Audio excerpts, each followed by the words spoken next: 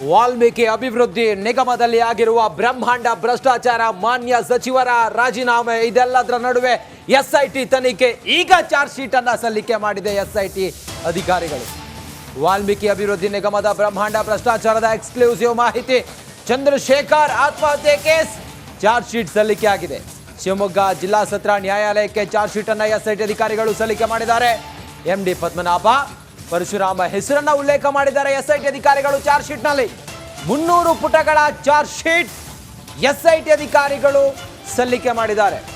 ಆ charge sheet ನಲ್ಲಿ ಮಾನ್ಯ ಸಚಿವರ ಹೆಸರಿಲ್ಲದೆ ಇದ್ದದ್ದು ದುರ್ದೈವ ಮಾತ್ರ. ಈ ಅಭಿವೃದ್ಧಿ ನಿಗಮದಲ್ಲಾಗಿರುವಂತಹ ಬ್ರಹ್ಮಾಂಡ ಭ್ರಷ್ಟಾಚಾರದಲ್ಲಿ ಯಾರ್ಯಾರು ಭಾಗಿಯಾಗಿದ್ದಾರೆ ಅನ್ನೋದ್ರ ಬಗ್ಗೆ ಎಲ್ಲ ಉಲ್ಲೇಖ ಮಾಡಿದ್ದಾರೆ. ಆದ್ರೆ ನಾಗೇಂದ್ರ ಅವ್ರ ಹೆಸರು ಮಾತ್ರ 300 ಪೇಜ್ನಲ್ಲಿ ಎಲ್ಲೂ ಕೂಡ ಕಣ್ಣಿಗೆ ಬೀಳೋದಿಲ್ಲ ನಿಮಗೆ.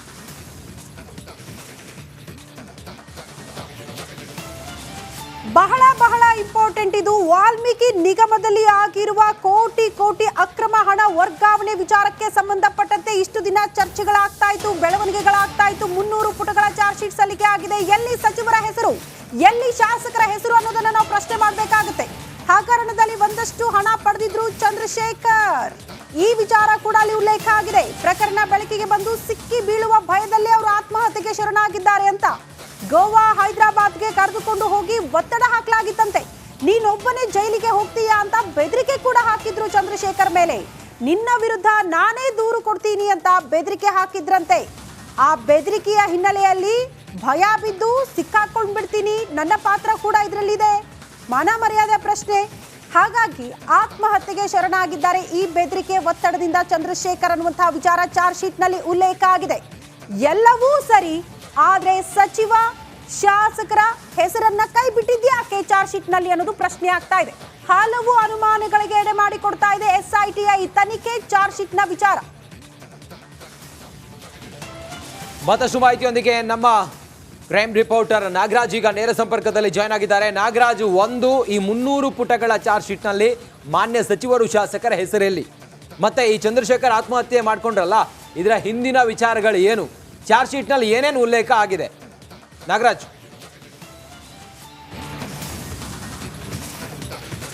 ರಂಜಿತ್, ಏನು ಈ ವಾಲ್ಮೀಕಿ ನಿಗಮದ ಲೆಕ್ಕಾಧಿಕಾರಿಯಾಗಿದ್ದಂಥ ಚಂದ್ರಶೇಖರ್ ಆತ್ಮಹತ್ಯೆಗೆ ಸಂಬಂಧಿಸಿದಂತೆ ಏನು ಶಿವಮೊಗ್ಗದಲ್ಲಿ ದಾಖಲಾಗಿದ್ದ ಪ್ರಕರಣ ನಂತರ CIDಗೆ ವರ್ಗಾವಣೆಯಾಗಿತ್ತು. ಅದಕ್ಕೆ ಸಂಬಂಧಿಸಿದಂತೆ 300 ಪುಟಗಳ ಒಂದು ಚಾರ್ಜ್ ಶೀಟನ್ನು CID SIT ತಂಡ ಈಗ ಶಿವಮೊಗ್ಗ ಜಿಲ್ಲಾ ಸತ್ರ ನ್ಯಾಯಾಲಯಕ್ಕೆ ಸಲ್ಲಿಕೆ ಮಾಡಿರ್ತಕ್ಕಂಥದ್ದು. ಇಲ್ಲಿ ಪ್ರಮುಖವಾಗಿ ಏನು ಈ ಒಂದು ಆತ್ಮಹತ್ಯೆಗೆ ಆ ಒಂದು ನಿಗಮದ MD ಆಗಿದ್ದಂಥ ಪದ್ಮನಾಭ್ ಮತ್ತು ಪರಶುರಾಮ್ ಇವರುಗಳೇ ಕಾರಣ ಅನ್ನೋದನ್ನ ಬಹಳ ಸ್ಪಷ್ಟವಾಗಿ SIT ಅಧಿಕಾರಿಗಳು ಆ ಒಂದು ಚಾರ್ಜ್ ಶೀಟ್ನಲ್ಲಿ ಉಲ್ಲೇಖ ಮಾಡಿರ್ತಕ್ಕಂಥದ್ದು. ಆದರೆ ಏನು ಈ ಹಿಂದೆ ವಾಲ್ಮೀಕಿ ನಿಗಮದ ಅವ್ಯವಹಾರಕ್ಕೆ ಸಂಬಂಧಿಸಿದಂತೆ CID ಒಂದು ಚಾರ್ಜ್ ಶೀಟನ್ನು ನ್ಯಾಯಾಲಯಕ್ಕೆ ಸಲ್ಲಿಕೆ ಮಾಡಿತ್ತು ಬೆಂಗಳೂರಿನಲ್ಲಿ. ಇಲ್ಲೂ ಸಹ ಏನು ಈ ಒಂದು ನಿಗಮಕ್ಕೆ ಸಂಬಂಧಿಸಿದಂಥ ಮಾಜಿ ಸಚಿವರಾದಂಥ ನಾಗೇಂದ್ರ ಹೆಸರಿರಲಿಲ್ಲ, ಅಲ್ಲದೆ ನಿಗಮದ ಅಧ್ಯಕ್ಷ ಆಗಿದ್ದಂಥ ದದ್ದಲ್ ಅವರ ಹೆಸರಿರಲಿಲ್ಲ. ಈಗ ಅದೇ ರೀತಿ ಏನು ಈ ಒಂದು ಚಂದ್ರಶೇಖರ್ ಆತ್ಮಹತ್ಯೆ ಪ್ರಕರಣಕ್ಕೆ ಸಂಬಂಧಿಸಿದಂತೆ ಚಾರ್ಜ್ ಶೀಟ್ ಸಲ್ಲಿಕೆ ಆಗಿದೆ.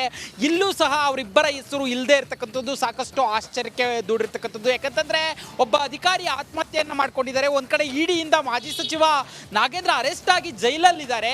ಆದರೂ ಸಹ CID SIT ಇಂದ ಈ ಇಬ್ಬರು ಅಂದ್ರೆ ದದ್ದಲ್ಲಿರ್ಬೋದು ಅಥವಾ ನಾಗೇಂದ್ರ ಇರ್ಬೋದು, ಎಲ್ಲೂ ಸಹ ಇವರ ಹೆಸರುಗಳನ್ನ ಉಲ್ಲೇಖ ಮಾಡದೇ ಇರೋದು ನಿಜಕ್ಕೂ ಸಾಕಷ್ಟು ಅನುಮಾನವನ್ನು ನಾಗರಾಜ್, ಅಲ್ಲಿಗೆ ಬಹಳ ಸ್ಪಷ್ಟ. ರಾಜ್ಯ ಸರ್ಕಾರದ ಅಣತಿಯಂತೆ SIT ತನಿಖೆ ನಡೀತಾ ಇತ್ತು. ಕೆಲವರನ್ನ ಬಚಾವ್ ಮಾಡೋದಕ್ಕೆ ಸ್ವತಃ ರಾಜ್ಯ ಸರ್ಕಾರವೇ ಇನ್ವಾಲ್ವ್ ಆಗಿತ್ತು ಅನ್ನೋದು ಏನು ಆರೋಪ ಇತ್ತು, ಅದಕ್ಕೆ ಪುಷ್ಟ ರೀತಿಯಲ್ಲಿ ಕಾಣಿಸ್ತಾ ಇದೆ ಈ ಚಾರ್ಜ್ ಶೀಟ್.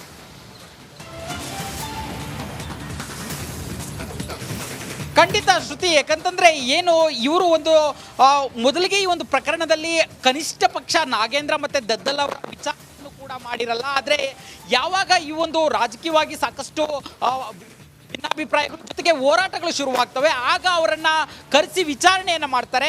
ನೆನಪಿರಲಿ, ಅವರನ್ನ ಕರೆಸಿ ವಿಚಾರಣೆ ಮಾಡಿದ 2 ದಿನದಲ್ಲಿ ಇಡಿ ಒಂದು ಪ್ರಕರಣದ ಬಗ್ಗೆ ತನಿಖೆಯನ್ನು ಚುರುಕುಗೊಳಿಸುತ್ತೆ, ಎಲ್ಲ ಕಡೆ ದಾಳಿಯನ್ನು ಮಾಡುತ್ತೆ. ಅಲ್ಲದೆ ಈ ಒಂದು ಪ್ರಕರಣಕ್ಕೆ ಸಂಬಂಧಿಸಿದಂತೆ ನಾಗೇಂದ್ರ ಅರೆಸ್ಟ್ ಕೂಡ ಆಗಿದೆ ಇಡಿಯಿಂದ. ಒಂದು ಕಡೆ ಒಂದು ತನಿಖಾ ಸಂಸ್ಥೆ ನಾಗೇಂದ್ರನನ್ನ ಅರೆಸ್ಟ್ ಮಾಡುತ್ತೆ, ಇದ್ ಕಡೆ ಇದೇ ಪ್ರಕರಣದ ಬಗ್ಗೆ ತನಿಖೆಯನ್ನು ಮಾಡಿದ್ದಂಥ SIT ಇಂದ ಕನಿಷ್ಠ ಪಕ್ಷ ಚಾರ್ಜ್ ಶೀಟ್ನಲ್ಲಿ ಅವರ ಹೆಸರುಗಳು ಉಲ್ಲೇಖ ಆಗಲ್ಲ, ಕೇವಲ ಸಾಕ್ಷಿಯಾಗಿ ಮಾತ್ರ ಪರಿಗಣನೆ ಆಗುತ್ತೆ. ಅಂದ್ರೆ ಈ ಒಂದು SITಯ ತನಿಖೆ ಹಿಂದೆ ಸರ್ಕಾರದ ಹಸ್ತಕ್ಷೇಪ ಇರೋದು ಬಹಳ ಸ್ಪಷ್ಟವಾಗಿ ಗೋಚರ ಆಗ್ತಾ ಇರತಕ್ಕಂಥದ್ದು ಶ್ರುತಿ. ಓಕೆ ನಾಗರಾಜ್, ಧನ್ಯವಾದಗಳು ತಮ್ಮೆಲ್ಲ ಮಾಹಿತಿಗೆ.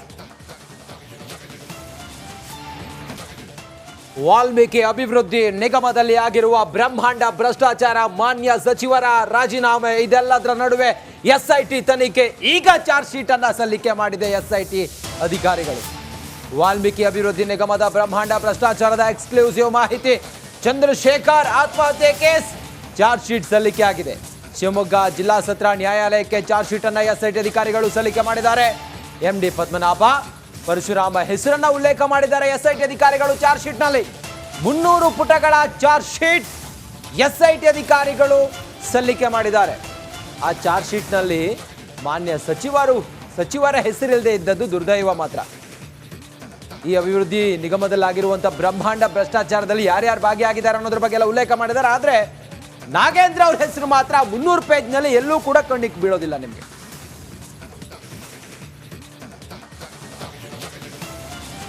ಬಹಳ ಇಂಪಾರ್ಟೆಂಟ್ ಇದು. ವಾಲ್ಮೀಕಿ ನಿಗಮದಲ್ಲಿ ಆಗಿರುವ ಕೋಟಿ ಅಕ್ರಮ ಹಣ ವರ್ಗಾವಣೆ ವಿಚಾರಕ್ಕೆ ಸಂಬಂಧಪಟ್ಟಂತೆ ಇಷ್ಟು ದಿನ ಚರ್ಚೆಗಳಾಗ್ತಾ ಇತ್ತು, ಬೆಳವಣಿಗೆಗಳಾಗ್ತಾ ಇತ್ತು. 300 ಪುಟಗಳ ಚಾರ್ಜ್ ಶೀಟ್ ಸಲ್ಲಿಕೆ ಆಗಿದೆ. ಎಲ್ಲಿ ಸಚಿವರ ಹೆಸರು, ಎಲ್ಲಿ ಶಾಸಕರ ಹೆಸರು ಅನ್ನೋದನ್ನ ನಾವು ಪ್ರಶ್ನೆ ಮಾಡಬೇಕಾಗುತ್ತೆ.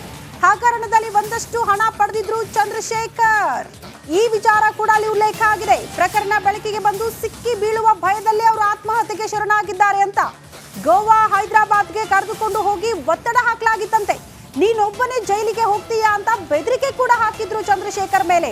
ನಿನ್ನ ವಿರುದ್ಧ ನಾನೇ ದೂರು ಕೊಡ್ತೀನಿ ಅಂತ ಬೆದರಿಕೆ ಹಾಕಿದ್ರಂತೆ.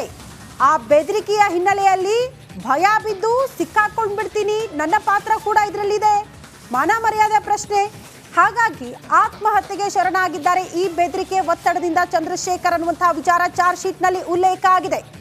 ಎಲ್ಲವೂ ಸರಿ, ಆದ್ರೆ ಸಚಿವ ಶಾಸಕರ ಹೆಸರನ್ನ ಕೈ ಬಿಟ್ಟಿದ್ಯಾಕೆ ಚಾರ್ಜ್ ಶೀಟ್ ನಲ್ಲಿ ಅನ್ನೋದು ಪ್ರಶ್ನೆ ಆಗ್ತಾ ಇದೆ. ಹಲವು ಅನುಮಾನಗಳಿಗೆ ಎಡೆ ಮಾಡಿಕೊಡ್ತಾ ಇದೆ ಎಸ್ಐಟಿಯ ಈ ತನಿಖೆ ಚಾರ್ಜ್ ಶೀಟ್ ನ ವಿಚಾರ. ಮತ್ತಷ್ಟು ಮಾಹಿತಿಯೊಂದಿಗೆ ನಮ್ಮ ಕ್ರೈಮ್ ರಿಪೋರ್ಟರ್ ನಾಗರಾಜ್ ಈಗ ನೇರ ಸಂಪರ್ಕದಲ್ಲಿ ಜಾಯ್ನ್ ಆಗಿದ್ದಾರೆ. ನಾಗರಾಜ್, ಈ 300 ಪುಟಗಳ ಚಾರ್ಜ್ ಶೀಟ್ ನಲ್ಲಿ ಮಾನ್ಯ ಸಚಿವರು, ಶಾಸಕರ ಹೆಸರಲ್ಲಿ, ಮತ್ತೆ ಈ ಚಂದ್ರಶೇಖರ್ ಆತ್ಮಹತ್ಯೆ ಮಾಡ್ಕೊಂಡ್ರಲ್ಲ, ಇದರ ಹಿಂದಿನ ವಿಚಾರಗಳು ಏನು, ಚಾರ್ಜ್ ಶೀಟ್ ನಲ್ಲಿ ಏನೇನು ಉಲ್ಲೇಖ ಆಗಿದೆ? ನಾಗರಾಜ್.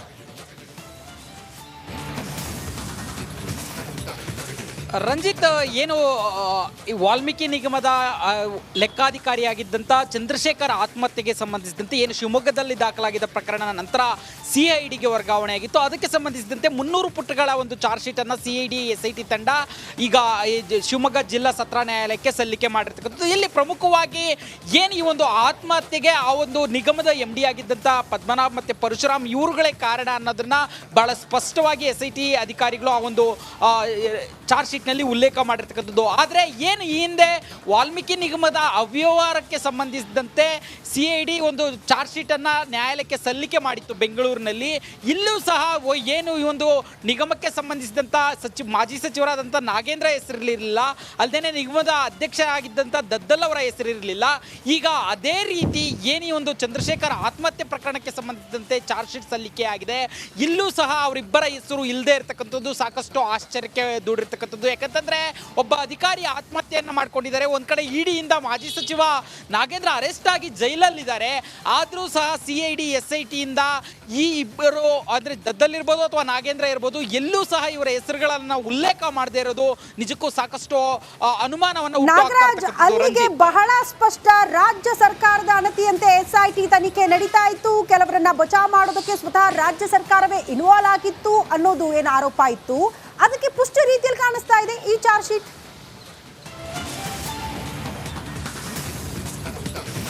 ಖಂಡಿತ ಶ್ರುತಿ, ಯಾಕಂತಂದ್ರೆ ಏನು ಇವರು ಒಂದು ಮೊದಲಿಗೆ ಈ ಒಂದು ಪ್ರಕರಣದಲ್ಲಿ ಕನಿಷ್ಠ ಪಕ್ಷ ನಾಗೇಂದ್ರ ಮತ್ತೆ ದದ್ದಲ್ ಅವರ ವಿಚಾರವನ್ನು ಕೂಡ ಮಾಡಿರಲ್ಲ. ಆದರೆ ಯಾವಾಗ ಈ ಒಂದು ರಾಜಕೀಯವಾಗಿ ಸಾಕಷ್ಟು ಭಿನ್ನಾಭಿಪ್ರಾಯಗಳ ಜೊತೆಗೆ ಹೋರಾಟಗಳು ಶುರುವಾಗ್ತವೆ, ಆಗ ಅವರನ್ನ ಕರೆಸಿ ವಿಚಾರಣೆಯನ್ನು ಮಾಡ್ತಾರೆ. ನೆನಪಿರಲಿ, ಅವರನ್ನ ಕರೆಸಿ ವಿಚಾರಣೆ ಮಾಡಿದ 2 ದಿನದಲ್ಲಿ ಇಡಿ ಒಂದು ಪ್ರಕರಣದ ಬಗ್ಗೆ ತನಿಖೆಯನ್ನು ಚುರುಕುಗೊಳಿಸುತ್ತೆ, ಎಲ್ಲ ಕಡೆ ದಾಳಿಯನ್ನು ಮಾಡುತ್ತೆ. ಅಲ್ಲದೆ ಈ ಒಂದು ಪ್ರಕರಣಕ್ಕೆ ಸಂಬಂಧಿಸಿದಂತೆ ನಾಗೇಂದ್ರ ಅರೆಸ್ಟ್ ಕೂಡ ಆಗಿದೆ ಇಡಿಯಿಂದ. ಒಂದು ಕಡೆ ಒಂದು ತನಿಖಾ ಸಂಸ್ಥೆ ನಾಗೇಂದ್ರರನ್ನ ಅರೆಸ್ಟ್ ಮಾಡುತ್ತೆ, ಇದ್ ಕಡೆ ಇದೇ ಪ್ರಕರಣದ ಬಗ್ಗೆ ತನಿಖೆಯನ್ನು ಮಾಡಿದ್ದಂಥ SIT ಇಂದ ಕನಿಷ್ಠ ಪಕ್ಷ ಚಾರ್ಜ್ ಶೀಟ್ನಲ್ಲಿ ಅವರ ಹೆಸರುಗಳು ಉಲ್ಲೇಖ ಆಗಲ್ಲ, ಕೇವಲ ಸಾಕ್ಷಿಯಾಗಿ ಮಾತ್ರ ಪರಿಗಣನೆ ಆಗುತ್ತೆ. ಅಂದ್ರೆ ಈ ಒಂದು SITಯ ತನಿಖೆ ಹಿಂದೆ ಸರ್ಕಾರದ ಹಸ್ತಕ್ಷೇಪ ಇರೋದು ಬಹಳ ಸ್ಪಷ್ಟವಾಗಿ ಗೋಚರ ಆಗ್ತಾ ಇರತಕ್ಕಂಥದ್ದು. ಶ್ರುತಿ. ಓಕೆ ನಾಗರಾಜ್, ಧನ್ಯವಾದಗಳು ತಮ್ಮೆಲ್ಲ ಮಾಹಿತಿಗೆ. ವಾಲ್ಮೀಕಿ ಅಭಿವೃದ್ಧಿ ನಿಗಮದಲ್ಲಿ ಆಗಿರುವ ಬ್ರಹ್ಮಾಂಡ ಭ್ರಷ್ಟಾಚಾರ, ಮಾನ್ಯ ಸಚಿವರ ರಾಜೀನಾಮೆ, ಇದೆಲ್ಲದರ ನಡುವೆ ಎಸ್ಐಟಿ ತನಿಖೆ ಈಗ ಚಾರ್ಜ್ ಶೀಟ್ ಅನ್ನ ಸಲ್ಲಿಕೆ ಮಾಡಿದೆ ಎಸ್ಐಟಿ ಅಧಿಕಾರಿಗಳು. ವಾಲ್ಮೀಕಿ ಅಭಿವೃದ್ಧಿ ನಿಗಮದ ಬ್ರಹ್ಮಾಂಡ ಭ್ರಷ್ಟಾಚಾರದ ಎಕ್ಸ್ಕ್ಲೂಸಿವ್ ಮಾಹಿತಿ. ಚಂದ್ರಶೇಖರ್ ಆತ್ಮಹತ್ಯೆ ಕೇಸ್ ಚಾರ್ಜ್ ಶೀಟ್ ಸಲ್ಲಿಕೆ ಆಗಿದೆ. ಶಿವಮೊಗ್ಗ ಜಿಲ್ಲಾ ಸತ್ರ ನ್ಯಾಯಾಲಯಕ್ಕೆ ಚಾರ್ಜ್ ಶೀಟ್ ಅನ್ನ ಎಸ್ಐಟಿ ಅಧಿಕಾರಿಗಳು ಸಲ್ಲಿಕೆ ಮಾಡಿದ್ದಾರೆ.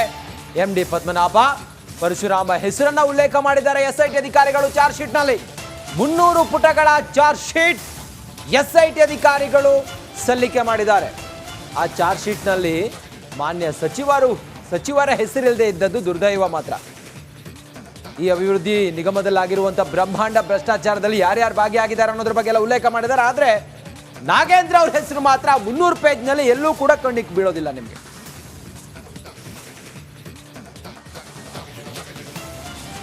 ಬಹಳ ಇಂಪಾರ್ಟೆಂಟ್ ಇದು. ವಾಲ್ಮೀಕಿ ನಿಗಮದಲ್ಲಿ ಆಗಿರುವ ಕೋಟಿ ಅಕ್ರಮ ಹಣ ವರ್ಗಾವಣೆ ವಿಚಾರಕ್ಕೆ ಸಂಬಂಧಪಟ್ಟಂತೆ ಇಷ್ಟು ದಿನ ಚರ್ಚೆಗಳಾಗ್ತಾ ಇತ್ತು, ಬೆಳವಣಿಗೆಗಳಾಗ್ತಾ ಇತ್ತು. 300 ಪುಟಗಳ ಚಾರ್ಜ್ ಶೀಟ್ ಸಲ್ಲಿಕೆ ಆಗಿದೆ. ಎಲ್ಲಿ ಸಚಿವರ ಹೆಸರು, ಎಲ್ಲಿ ಶಾಸಕರ ಹೆಸರು ಅನ್ನೋದನ್ನ ನಾವು ಪ್ರಶ್ನೆ ಮಾಡಬೇಕಾಗುತ್ತೆ.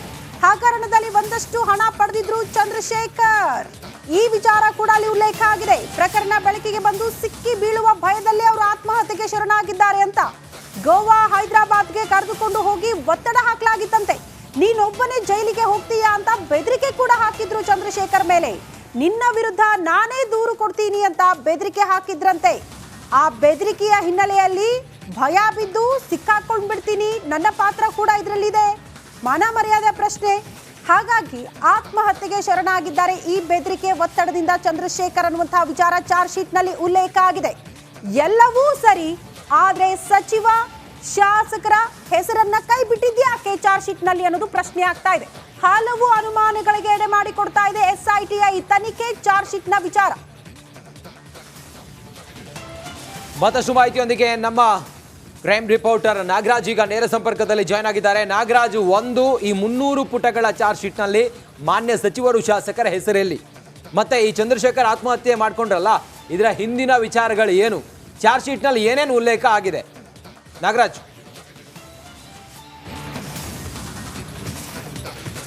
ರಂಜಿತ್, ಏನು ಈ ವಾಲ್ಮೀಕಿ ನಿಗಮದ ಲೆಕ್ಕಾಧಿಕಾರಿಯಾಗಿದ್ದಂಥ ಚಂದ್ರಶೇಖರ್ ಆತ್ಮಹತ್ಯೆಗೆ ಸಂಬಂಧಿಸಿದಂತೆ ಏನು ಶಿವಮೊಗ್ಗದಲ್ಲಿ ದಾಖಲಾಗಿದ್ದ ಪ್ರಕರಣ ನಂತರ CIDಗೆ ವರ್ಗಾವಣೆಯಾಗಿತ್ತು. ಅದಕ್ಕೆ ಸಂಬಂಧಿಸಿದಂತೆ 300 ಪುಟಗಳ ಒಂದು ಚಾರ್ಜ್ ಶೀಟನ್ನು CID SIT ತಂಡ ಈಗ ಶಿವಮೊಗ್ಗ ಜಿಲ್ಲಾ ಸತ್ರ ನ್ಯಾಯಾಲಯಕ್ಕೆ ಸಲ್ಲಿಕೆ ಮಾಡಿರ್ತಕ್ಕಂಥದ್ದು. ಇಲ್ಲಿ ಪ್ರಮುಖವಾಗಿ ಏನು ಈ ಒಂದು ಆತ್ಮಹತ್ಯೆಗೆ ಆ ಒಂದು ನಿಗಮದ MD ಆಗಿದ್ದಂಥ ಪದ್ಮನಾಭ್ ಮತ್ತು ಪರಶುರಾಮ್ ಇವರುಗಳೇ ಕಾರಣ ಅನ್ನೋದನ್ನ ಬಹಳ ಸ್ಪಷ್ಟವಾಗಿ SIT ಅಧಿಕಾರಿಗಳು ಆ ಒಂದು ಚಾರ್ಜ್ ಶೀಟ್ನಲ್ಲಿ ಉಲ್ಲೇಖ ಮಾಡಿರ್ತಕ್ಕಂಥದ್ದು. ಆದರೆ ಏನು ಈ ಹಿಂದೆ ವಾಲ್ಮೀಕಿ ನಿಗಮದ ಅವ್ಯವಹಾರಕ್ಕೆ ಸಂಬಂಧಿಸಿದಂತೆ CID ಒಂದು ಚಾರ್ಜ್ ಶೀಟನ್ನು ನ್ಯಾಯಾಲಯಕ್ಕೆ ಸಲ್ಲಿಕೆ ಮಾಡಿತ್ತು ಬೆಂಗಳೂರಿನಲ್ಲಿ.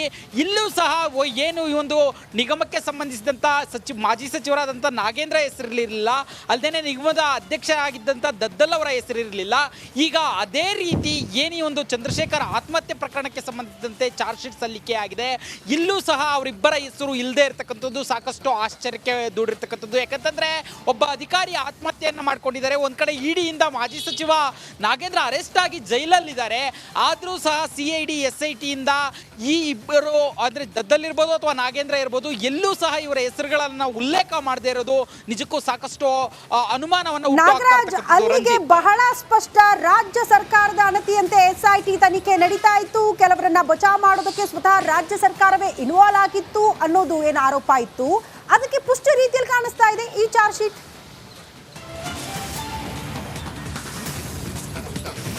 ಖಂಡಿತ ಶ್ರುತಿ, ಯಾಕಂತಂದ್ರೆ ಏನು ಇವರು ಒಂದು ಮೊದಲಿಗೆ ಈ ಒಂದು ಪ್ರಕರಣದಲ್ಲಿ ಕನಿಷ್ಠ ಪಕ್ಷ ನಾಗೇಂದ್ರ ಮತ್ತೆ ದದ್ದಲ್ ಅವರ ವಿಚಾರವನ್ನು ಕೂಡ ಮಾಡಿರಲ್ಲ. ಆದರೆ ಯಾವಾಗ ಈ ಒಂದು ರಾಜಕೀಯವಾಗಿ ಸಾಕಷ್ಟು ಭಿನ್ನಾಭಿಪ್ರಾಯಗಳ ಜೊತೆಗೆ ಹೋರಾಟಗಳು ಶುರುವಾಗ್ತವೆ, ಆಗ ಅವರನ್ನ ಕರೆಸಿ ವಿಚಾರಣೆಯನ್ನು ಮಾಡ್ತಾರೆ.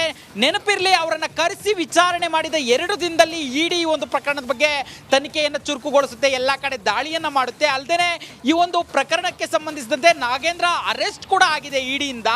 ಒಂದು ಕಡೆ ಒಂದು ತನಿಖಾ ಸಂಸ್ಥೆ ನಾಗೇಂದ್ರನನ್ನ ಅರೆಸ್ಟ್ ಮಾಡುತ್ತೆ, ಇದ್ ಕಡೆ ಇದೇ ಪ್ರಕರಣದ ಬಗ್ಗೆ ತನಿಖೆಯನ್ನು ಮಾಡಿದ್ದಂಥ SIT ಇಂದ ಕನಿಷ್ಠ ಪಕ್ಷ ಚಾರ್ಜ್ ಶೀಟ್ನಲ್ಲಿ ಅವರ ಹೆಸರುಗಳು ಉಲ್ಲೇಖ ಆಗಲ್ಲ, ಕೇವಲ ಸಾಕ್ಷಿಯಾಗಿ ಮಾತ್ರ ಪರಿಗಣನೆ ಆಗುತ್ತೆ. ಅಂದ್ರೆ ಈ ಒಂದು SITಯ ತನಿಖೆ ಹಿಂದೆ ಸರ್ಕಾರದ ಹಸ್ತಕ್ಷೇಪ ಇರೋದು ಬಹಳ ಸ್ಪಷ್ಟವಾಗಿ ಗೋಚರ ಆಗ್ತಾ ಇರತಕ್ಕಂಥದ್ದು ಶ್ರುತಿ. ಓಕೆ ನಾಗರಾಜ್, ಧನ್ಯವಾದಗಳು ತಮ್ಮೆಲ್ಲ ಮಾಹಿತಿಗೆ.